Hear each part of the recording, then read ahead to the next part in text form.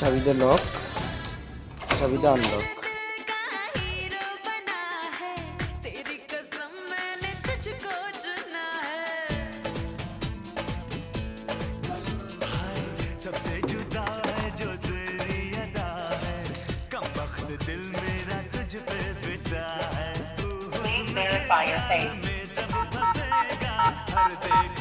Password unlock.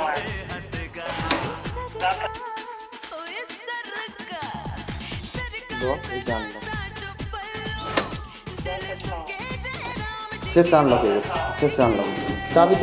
চাবি দিয়ে বান্ধব চাপ দিলে চাবিতে আনলক। জি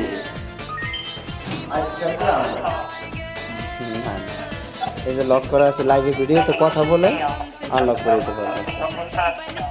তালা বাটন ক্লিক করলে, সেক্ষেত্রে তালা বাটন ক্লিক করলে ওয়াইফাই আনলক।